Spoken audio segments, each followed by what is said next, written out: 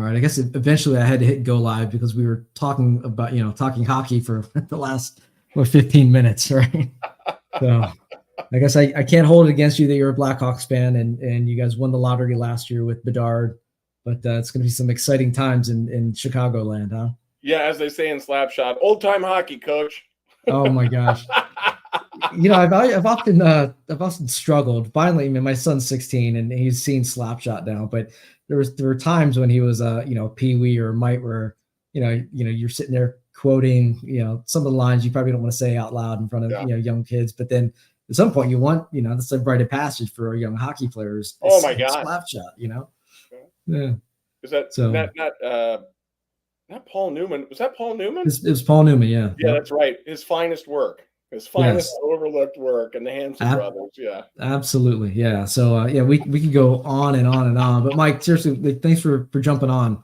Yeah, thanks for having me, Kevin. Yeah, beyond just the hockey conversation, we were kind of getting into some of the background, which I think is going to be fascinating, and I think a lot of the MSPs, particularly, will appreciate some of the early days of what you were doing. And so we've established, right, you're a Chicago native, and then you went out to looks like you went out to the East Coast, right? You're Princeton, and you're very technical, right? Engineering degree. Yeah, mechanical aerospace. Yeah, so I was sort of geeking out on the engineering side of that, and then ended up moving down right out of school. Ended up going to work for PwC in consulting, but my wife was a year behind me, and she knew that she was going to be moving out of Charleston to do med school. So I was a 90s kind of guy. I quit my job, went and followed my wife down to beautiful Charleston, South Carolina, was here. And that's sort of when I hung my first shingle, because 30 years ago or 30 some odd years ago in Charleston, there's a lot of tech in Charleston now. They'll sort of say, call it Silicon Harbor. There's a lot of businesses down here, but there really was not a lot of technology. There were sort of lawyers, restaurants, and doctors in Charleston, 30 years ago. But so there wasn't, it was definitely not the tech epicenter at that stage. So hung out my first shingle way back when with sort of medical universities and medical schools, doing consulting services, and actually IT services. Had a component of that. And like I said, this is sort of 30 years ago in the break fix days, I guess, as you would say, like where everybody was probably doing kind of break fix work, and building out that tech services and understanding sort of that efficiency cycle of engineers and sort of capturing the opportunities. Like my biggest headache back then was the engineers did an amazing job, but they weren't completing the paperwork. So, we would go to customer sites and do all this stuff, and then they would actually never submit the invoices. They would order the hardware, to be efficient. We gave them access to, all of the, Ingram Micro and access to all the accounts, so they could really efficiently fulfill all these things in the account. But then they would never actually charge the customers for any of it. So our customers loved that. It was a really low cost service to get network routers and switches installed and machines and their computers repaired, and only pay for the service. But so it was fascinating to me to sort of see the opportunity and scale in that area, but just the automation that was required to kind of make it easier to let engineers do their engineering and not worry about having to be bookkeepers. Right? I think that was the thing. They loved doing their work. They did not love tracking, managing, and paperwork. And I think probably to some extent that still exists today. The engineers love doing the engineering. They don't want to manage a lot of paperwork, right? As it is today. Yeah. Absolutely. So that PwC experience, though, you're there for a year, and then, was it, right after that, right? That's when you founded it was a UDS. Yeah, Universal Data Solutions. Yeah. And I had to do that. So I left PwC because I didn't have an office in Charleston. So I came down here and met some folks at the medical university, and they had needs. Some of the departments and some of the School of Medicine had needs sort of to consolidate and kind of capture data to manage. Medical schools and higher ed and healthcare have a lot of challenges around running their business. It's really sort of like no other kind of entity. They have state dollars, they have federal dollars, they have private grants and funding and research institutions, but in the end of the day, they all kind of get dumped into one pot of money. So in that business, we ultimately built this consolidated financials where we would pull in all these disparate financial data and give these universities and colleges access to sort of unified financials is probably the best way to think about it. And like I said, we managed this IT services component for them as well, because they had a lot of pain in that area.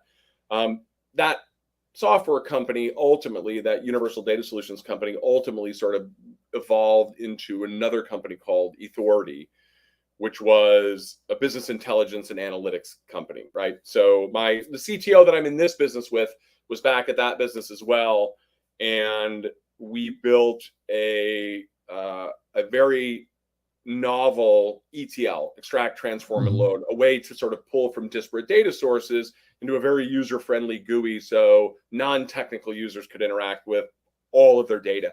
And then that business started to grow and start to move forward, and we started getting approached for acquisitions. And I think you had mentioned, I think before we had sort of started the session, Equifax came to us and wanted to partner with us. So we began the partnership, and then they ultimately acquired that business because they saw the value. We had won some awards and gone to some conferences and shows, and they saw our technology as enabling them to take advantage of some of the information that their customers had, give them what's called, they were calling workforce analytics.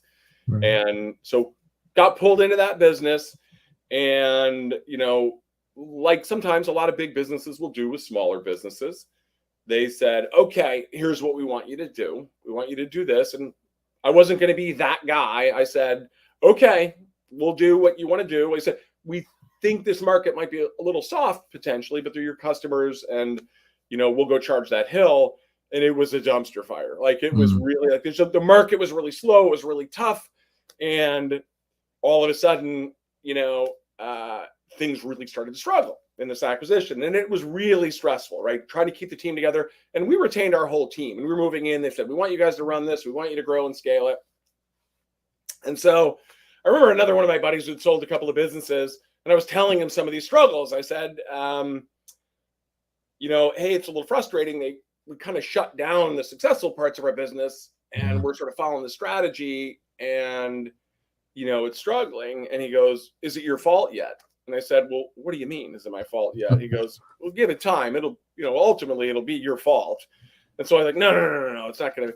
And I was walking out of a meeting one day, and, up to this point, and the president who bought my business, who's actually on my board and an investor in this business, wonderful guy, sort of didn't realize he was kind of running cover for us, going, hey, they're going to figure it out. They're going to figure it out. And walked out of a meeting, and there was another senior leader, and he older guy puts his hand on my shoulder and goes, you're in a tough spot, buddy. I'm here for you. And he was just sort of saying, I'm like, oh shit, it's become my fault. It's become my fault. So I went to the president of the unit, and I go, hey, you got to let me pivot this. You have to let me pivot this. This strategy, it might work in 3 years, 5 years. So the market just isn't ready. You have to let us take this technology and do what it does well. And there was a compliance item, and the team was able to completely pivot the business. And it went from sort of like an acquisition that they were going, this is a dumpster fire, to being one of their best return on investments ever. The business went from 0 to $70 million with a 50% EBITDA in 2.5, 3 years with no additional investment. So it was one of these things where we were able to rally the team and said, look, we have to go. And I think the valuable lesson that we learned in this was, and sort of what I'll tell a lot of people is, there are, 3 kinds of products that, people want to sell to people. And there are products that people have to use, compliance, whatever, products that people want to use, whether it's the social media platforms or whatever. And then there are things that you should do, things that you should use. And in my experience, anytime you create a product that people should do, it's just brutal. Nobody does what they should do. People do what they have to do and they want to do. Nobody has time to do things they should do. And that's what I said. I go, hey, look, this product we're trying to sell, we're trying to sell it to people, but because we think they should be doing this. And you're right, they should be doing it, but they got a list of have tos and want tos, and they're never going to get to this. So we need to take this tech and we need to pivot in something that they have to do and they have no choice to do. And so that was sort of a very enlightening experience going through that sort of growth process. And like I said, it was a really great experience. I loved working at Equifax. They were really respect those teams and those leaders, and learned a lot. Like I said, this president who came into this, that brought us into the business, Dan Adams, a guy by the name of Dan Adams, I have all the respect in the world for, because he was sort of a compassionate leader. Mm. And so hard to find, right? As a small business leader, I think it's really, really important that, as an organization, that you're sort of pushing through with kind of compassionate leadership. It's about people and making sure that everyone's available, that people's families come first. And, big business just doesn't seem to always evoke that kind of feeling. And it was really great to see someone who was managing thousands of people leading in that style. It sort of gave faith that it's possible, because I'm sure, just like you, Kevin, I'm sure you've seen in a lot of these larger organizations, a lot of times it just seems like that humanity gets stripped out of it. Mm-hmm. And I was grateful. That was one of the things I was most grateful for, was the opportunity to work with this guy, Dan, over those years, just to see that, and other folks in that organization too. Yeah. I mean, it's so often, I forget the stat, right? I mean, there's, a number of different ways to slice it, but the percentage of acquisitions that actually implode or fail, it's staggeringly high, surprisingly high.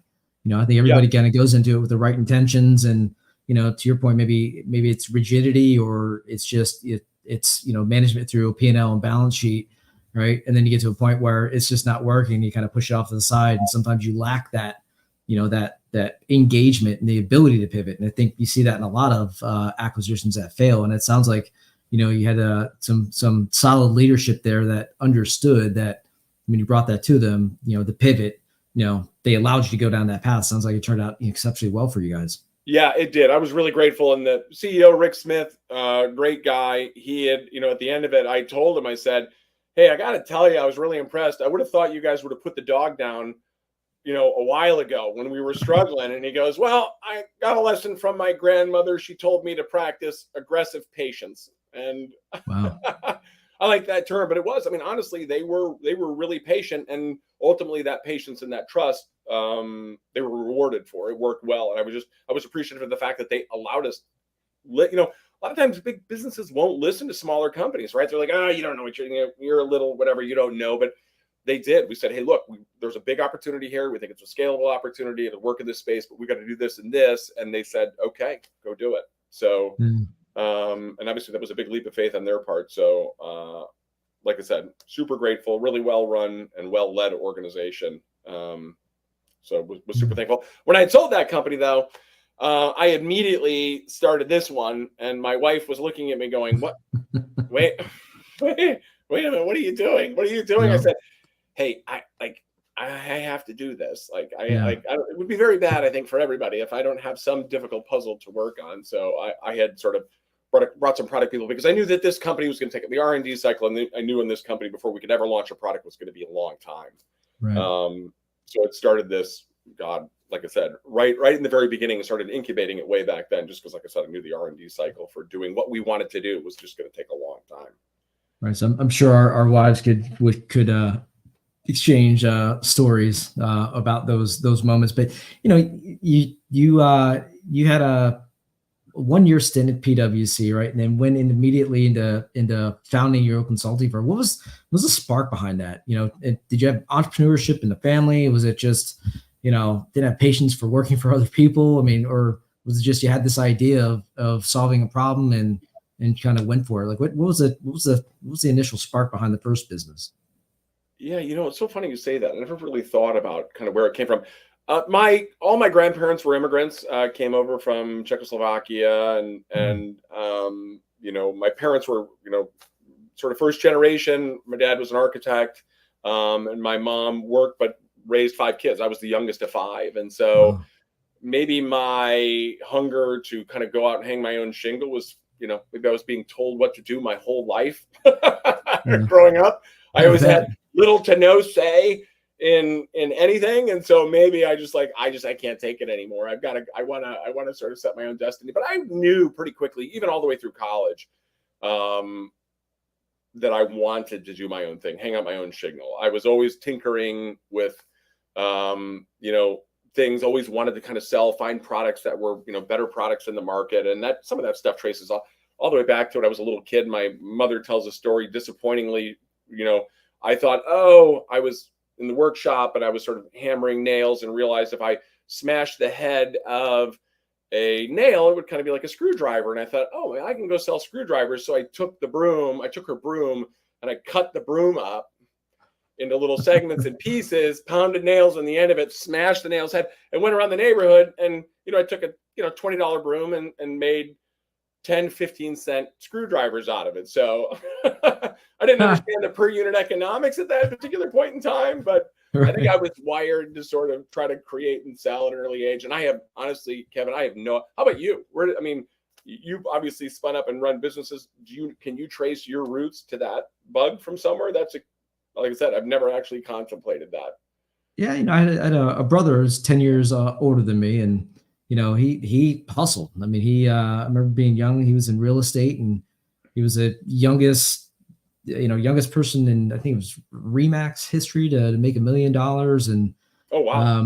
I think what was really interesting, I don't know if I mentioned on the show before or not, but there was a moment when I think might have been 13 or 14. My brother calls me from his car. He had a car phone, right?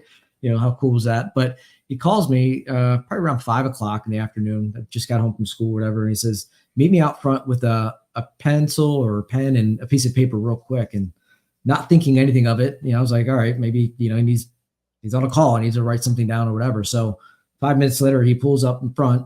I walk out with a pen, piece of paper in my hand or whatever, and I hand it to him, not, looking in the car. And he's like, well, it's not for me, it's for you. I was like, what am I going to do with this? And I look in the car, and it's Pat Sajak, The Wheel of Fortune. And so I was like, this is really weird, Pat Sajak's in, I lived in Crofton, Maryland. Like, what the hell are you doing in Crofton, Maryland? But anyway, so I had a pretty cool older brother that would do that. And they sold all the Washington Capitals their houses and all the, oh, wow. Back then it was the Bullets. And so I saw him hustle. And I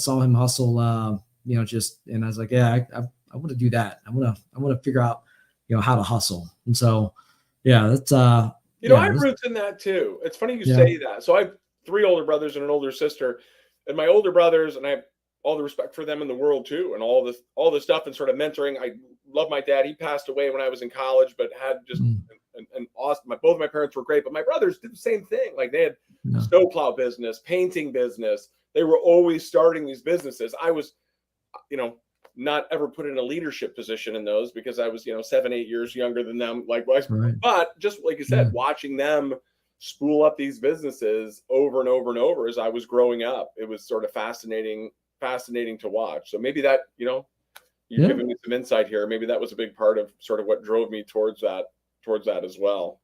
Yeah, there's definitely some themes, over the 40 odd, and I think we're closing in maybe 45 different podcasts. There's definitely some different, themes that recur. A couple of different paths, and maybe one day, end up I write a book or something like that. But no, it's always, very often it's a role model. It's a family member, and there's an impression early on, and then some they just have a bug to solve it, solve some type of problem. It sounds like there's a combination of both, especially with your engineering degree. So moving forward, right? So you have this, your great exit, and you're at Equifax, and then you said, all right, I'm done. Now it's time to start the next thing. So let's get into the next thing. Let's get into what you're doing these days. So, so right now, Moovila is an autonomous project management and work platform. And the world, when we're starting this, and this is why we sort of had to incubate this sort of a slow period of time, was like, the world needs another project management system like it needs a hole in the head. You can't swing a dead cat without sort of finding project management platforms. But for us, when we were looking at it, my CTO and I, Brian Duncan and I, when we were looking at this, we said, hey, all of these systems are really just lists or connected lists, that there really needs to be a transformation in the way people think about work. And the thesis of, sort of, not to geek out too much, but that, hey, people need to go from this idea of managing work to programming work. We know more and more that we are going to be interconnected with autonomous functions and access. And at the end of the day, we need to think about work like programming work. And this is not to dehumanize that either, right? It is just about increasing the efficiency and accuracy of it. But the planning of work is as old as humanity is. And a lot of these systems and people were sort of stuck in their ways about managing, but we said, look, we have to kind of create a framework, and we need to change the way people think about work. So we started building out this platform and this technology. And like I said, we were incubating it, brought in product people and developers. And then we were really fortunate through a crazy circuitous relationship to get connected with some executives at Komatsu, the heavy equipment manufacturer. So Caterpillar is the #1 heavy equipment manufacturer in the world. I'm sure that everyone knows bulldozers, excavators. Komatsu, based out of Japan, is the second largest heavy equipment manufacturer in the world. And Komatsu had pioneered autonomous bulldozers and excavators. I think for them as a society and an aging society, they went, hey, it takes a lot of skill to run bulldozers and excavators. And we're aging out, and we're not going to have anyone to build bridges and roads. We better figure out how to introduce automation into these things so a much less experienced person can operate a bulldozer or an excavator with ease. And so they went down that path. They started that in the 2011, 2012. And, today they're used all over the place. And intelligent machine control, IMC based machines, all the brands use that stuff now. And it allows a really inexperienced person to operate a bulldozer and excavator. You could get in one, and with the programming in it, they're a lot of fun, by the way. You feel like a big kid in a sandbox. Right. But it also allows a really capable operator to even be better. They blast through their work. So it's not just the inexperienced people who love using it, the experienced people who love using it, because it just makes their jobs easier, right? So automation. So at any rate, they were saying, hey, look, we want to bring this concept of automation to the back office. We know these construction companies struggle to manage their business. They don't have a lot of experienced PMs. They've got a lot of turnover. They've got a big portfolio of work. It's affected by weather. And they learned through a business relationship about what we were doing in the automation side. So about 5 years ago, they flew into Charleston, and we went into sort of a deep dive about our technology and our process and that partnership. And then that partnership sort of developed over the next 6-12 months. And we're sort of 5 years later in this great strategic relationship around autonomous. They use a lot of our technologies in their platforms and their smart construction platforms for autonomous construction management. But that core engine that we developed and that we were developing is also utilized for general project management, for MSPs, PSA type work, project and schedule management. But at the end of the day, we built, and which I'm really proud of the team, but we have sort of the most advanced autonomous project management platform and schedule management in the world. And it's got time tracking and finances, but all this is around this idea of automation, right? And like I said, we knew that was going to take a really long time to get that stuff ready, plus kind of the table stakes that everyone expects for something that manages projects. And that was the thing that just took a really long time to get through this R&D cycle. So we were really excited a couple of years ago as we started to roll out this platform to a broader scale, and the success that we've met around this, because the same concept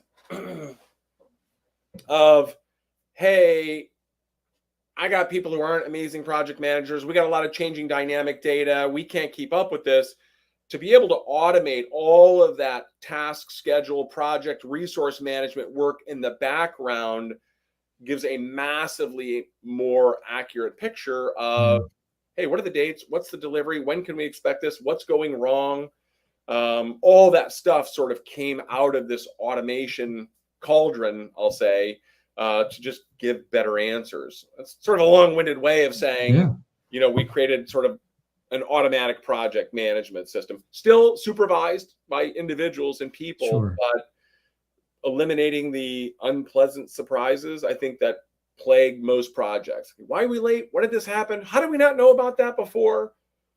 All that comes from just contaminated project and planning data that just gets stale and gets old. So, so that's sort of, obviously I can talk a blue streak on this. That's our sort of this idea of programming work. Don't just manage work, but you got to think about it like you're programming it, debug it, make sure it's monitored and debugged continuously, just like code is, right? No one would ever put software out without debugging it, ever. That would be madness. And the best programmer in the world couldn't write code without a debugger because they're going to make stupid mistakes. So the debugger kind of helps them. Why do we think these projects and these schedules can be run without being debugged? And then we're surprised when the dates are wrong, or there's like, well, no, like it was never checked. You're trusting a human being to manage a portfolio of 25,000 data points and think that they're just going to maintain that flawlessly day after day with the dynamic aspects of this stuff. So it's that's sort of been our passion, is to solve that problem, right? Automation can do that so people can trust their data. I think there's a big issue in the MSP environment about, hey, I got burned. Bad projects are causing me customer service problems. Well, why? Because you gave them bad dates. And you didn't tell them when things were going to be late, right? They found out that, hey, I find customers are really reasonable if you tell them, hey, in 3 months, we're going to be late. And here's why we're going to be late.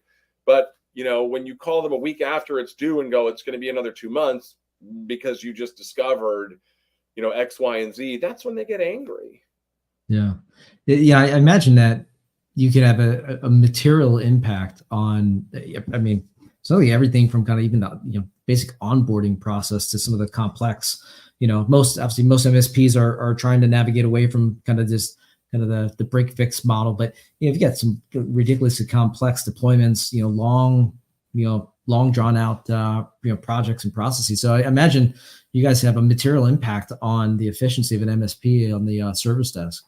Yeah. Well, and I think the big thing is it's about projects and tickets, right? And for a lot of organizations, you got the same engineers working on both those. Sure. And it's such a margin sensitive business that finding the white space where you can optimize those engineers and saying, hey, you don't want to find out, next Wednesday when you've got someone scheduled to be on a customer site all day, but the project got delayed, that you didn't know it got delayed. And now they're just sitting on the beach. You're paying that person. They could have been utilized to work tickets in another area. So this accuracy of schedule and the portfolio of work is so critical for efficient utilization of your staff. All that falls to the bottom line. When you recapture that white space in an engineer's time and can redeploy those resources, that all falls to the bottom of the line. That all falls to the bottom line as profit because you're paying those engineers. One of the biggest impacts we have is around more effective resource management utilization. But the second thing that we talked about too is customer satisfaction scores, right? It is that customers are having their expectations managed. I heard a story, was it at Next Gen last week? Someone came up to me, came by, was talking to us and said, hey, I want to talk to you guys because a couple of months ago, we had one of our number one customers cancel on us. And in a million years, I never would have thought she would have canceled on us. And he said, she called up, he goes, I'm going to come right over there. I'm going to talk to you. What's going on? I'm going to see if I can fix this. And she said, well, I'll tell you what happened. Last fall in November, December, you guys came by, you were working a project on my site. And then it just kind of went sideways and never really happened, didn't finish, and nothing got communicated to me. And it just so I've been looking for a new MSP for the last 3 or 4 months and I found one. So I'm canceling with you. And there was nothing he could do about it at that point. And he went, there was no monitoring, right? There was no, autonomous monitoring of these projects to let a senior level person know, hey, your number one customer, you have a project going on, it's stalled, it's delayed. Every senior leader would want to know that. They're never going to want to get into the details of a project, but they're going to want to know these projects are important to the customer. It's so important to the customer, right? These are, critical. Hey, we're setting up a new call center. We're moving, we're migrating. These are essential things that MSPs need to deliver to their customers.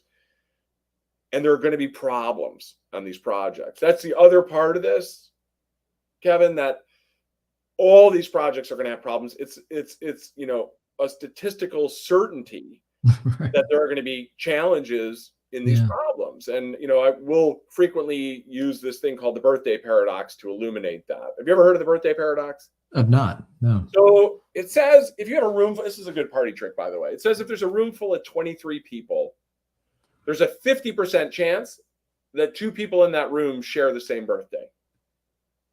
Doesn't make sense, right? There's 365 days in the year, 23. That doesn't make sense to me. There's a 50%, 50, 23 people in a room.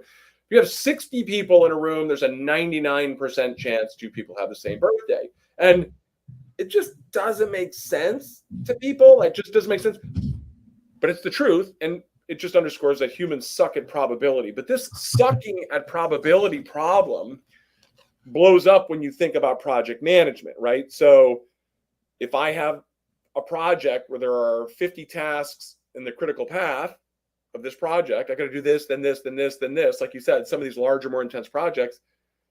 If my team on average gets their tasks done 90% of the time, there's a 0.5% chance that that project's going to be done on time without crashing it. And you think, oh, my team's pretty good. They get their stuff done on time. Like, you have problems coming.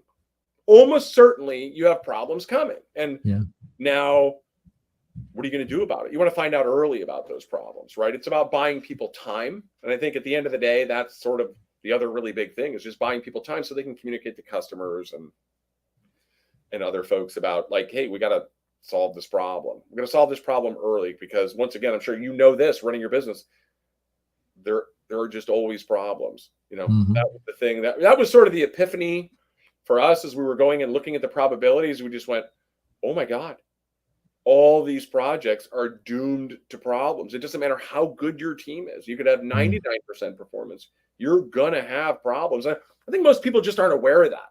I think most people go in going, oh, I've got a good team, and they don't realize these projects get pulled off because people pull late nights and evenings and weekends. And, you have a couple superheroes that come in that are burning themselves out to take care of and try to cover the fact that, hey, there were some unpleasant surprises that crept up on us. Yeah. I mean, it's good enough until it's not good enough kind of mentality, right? or burning both candles at, the candle at both ends, especially in that technician world, is it's far too common of a problem. Even some of the more mature, MSPs, I imagine, we've always talked about, this concept of maturity curve or models in the MSP space more often as it relates to like security and maturing security. But, fundamentally, I think where it started from is the maturity, the processes internally at an MSP. And you see there's a significant difference up and down the stack in terms of valuation of the MSP when they get to the point when they're selling. There's just basic business optimization, service desk optimization, resource utilization optimization. Like, there's a, unfortunately, I think there's a widening gap. Everyone kind of wants to get to that spot, but they're not investing in tools like you provide to get them to that. And downstream, when they're at that point, looking at, why is my business not as effective or efficient? Why do we have such high churn? Or why are we getting, 2 turns lower on a multiple, at a potential acquisition than what's average out there, right? So, I think as MSPs start to think about, these challenges and myriad of challenges that, I think something like this could solve. But I don't think a lot of MSPs think that. They're starting to. I should give them credit. They're starting to, but I think leaning into, wrapping their minds around this type of process improvement and, really, measured, project management, I think is important.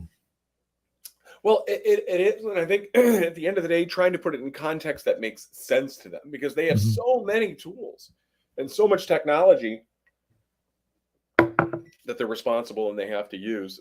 I think the easiest, there are a couple of things that seem to resonate about this problem to MSPs. And one of them is, we said, look, most of the MSPs that we talk to use some form of an RMM.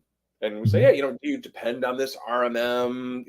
Can you imagine what it would be like if you weren't using an RMM? And they're like, oh my God, it would be less efficient. Span of control of the engineers would be terrible. We would be scrambling. There'd be urgent. And I go, okay, great. You're running your projects like break fix. You're getting surprised and finding out of the problem at the last minute. You have terrible span of control managing your portfolio. Think of this like RMM for your projects. And that's what we call it, APMM, right? Autonomous Project Monitoring and Management. Like, this transition has to happen. And once again, this is not geeking out too much on the data. The project data contaminates everything downstream. It contaminates resource utilization. It contaminates a poorly managed project portfolio where people are like, oh, they're just tickets. Let's just kind of manage a big bucket of tickets for our projects. Not managing that autonomously contaminates resource utilization, scheduling, capacity, profitability, all of these things, all the way up the business intelligence channel. And if you don't fix this project management component of that data, it will contaminate those answers, contaminate the efficiency. And that's sort of the truth, right? At the end of the day, automation has to come in. Just like the lack of an RMM damaged and contaminated the ability for them. They were so reactive, right? It was such a reactive business, not a proactive, not a prescriptive business. And taking that concept and applying it to this structured work, these important projects that people have to do, can really improve the efficiency and the peace of mind, not only for the owners, but for the engineers, right? It's like getting alerts, like recasting things. So they know, like, yeah, I know that I can't go to the customer site next Wednesday because they've got a delay. The customer didn't do what they were supposed to do. And I'm informed in that, so I can adjust my schedule. And I have some time to do that, as opposed to, you know, the panic-stricken finding out at the last minute. Right. You can also tell, I mean, aside from, you know, the enormous complexity that you've built in the back end of this thing, you also built it, you know, it's pretty slick design. I gotta say, I mean, just, you know, and I think that's, for better or worse, that's often one of the first, you know, check boxes that an engineer or somebody looking at a solution, you know, the first thing they look at is the design, you know, aesthetics and, you know, kind of workflows and stuff. So I imagine you know, I feel like you had quite a few engineers having input on how this is going to be, you know, developed and structured and process and workflow. And so, I don't know, but I guess you're developing for the end user in mind, not just like from the project standpoint, but for, you know, they got to live in this thing. Yeah. I think that's just trying to elevate people's capabilities. I think sort of a fundamental sort of thesis behind this is sort of empowering people to be more powerful in their role and in their job, right? Giving them the confidence to go, yep, I know exactly where I am and what I'm doing. Going back to that like bulldozer example, right? Maybe an engineer who's not a certified project manager, allowing them to operate like they're a certified project manager, right? Having the automation ensure best practices, process, structure, remediation through Wizard. So they go, oh my gosh, this software just kind of taught me why these things are important. And I'm really comfortable now that I'm done debugging this, that these dates are right. These forecasts are good. So when I'm asked by the customer or my boss, I can go, it's not going to be February 15th. It's looking more, unfortunately, like it's going to be March 25th right now, we think. But, you know, hey, we're sitting in October. So the customer can manage around that. But they're confident, right? As opposed to flying blind and dumb, which is stressful. You know, you were talking about this. It's stressful for people to not have confidence in answers and numbers. And when they're wrong, they feel like it impugns their character and their credibility. How did you not know this? How did, like, you guys are the MSP. You should have known. Like, we trust you guys to know all this stuff. So that's another that we're trying to help increase that level of confidence that these MSPs that they can generate with their customers, right? That their customers trust their answers and believe in them. Because once again, as you know, in this business, relationships are so important. Referrals, reputation is critical, right? Is reputation. How do you manage that relationship? And once again, always found customers are really tolerant if you communicate and you're transparent ahead of time, as opposed to surprising them. As this guy was telling you about before, he had the no surprises rule. He's like, let's go tell the customer, let's talk to him. No surprises. People don't like surprises. Yeah, absolutely. So look, you guys are moving, you know, ridiculously fast. You guys are solving some major problems out there. What's the best way for the channel MSPs to get a hold of you guys and check you out? Yeah, so coming to our website is always good. Moovila.com, Moovila.com. We'll be at IT Nation in a couple of weeks. Great. And in that universe, so we're really excited. And next gen, and we're coming to more and more of these conferences. Like I said, we're so excited. This is such an important focus for us as a business. We see such an opportunity to increase the efficiency for these organizations, improve their customer satisfaction and their efficiency in managing this, and sort of elevate, like I said, kind of decontaminate all this project information. So as you said, when they're looking through the M&A cycle, whether they're a target, whether they acquire and growing their business, that they can proudly say, hey, we're super optimized. We have great utilization and efficiency. We've automated this process. We have great CSAT scores because we manage expectations effectively. those are all things that are accretive to the value of these businesses. And then at the end of the day, that's our focus. Kind of goes all the way back to what I was saying in the beginning, which is, business owners and MSPs want to be successful. They want to increase their margins. They want to have good customers. They need to do that, right, for their valuation. These are sort of not optional things for this. So that's what we've really tried to kind of align ourselves around. I think it couldn't be any better timing because, you kind of mentioned it early, the MSPs often struggle.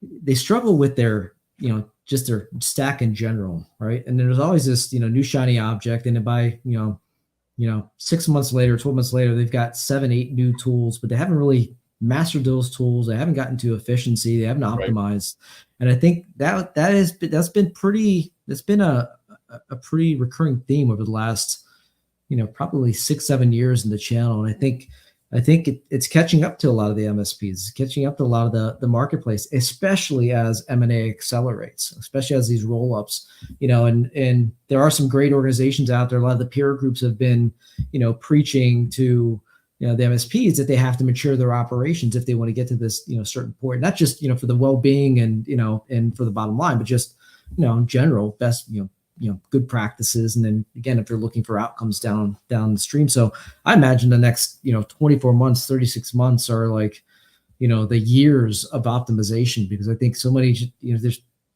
they've amassed so many customers because there's, this marketplace is moving fast, especially with hybrid IT.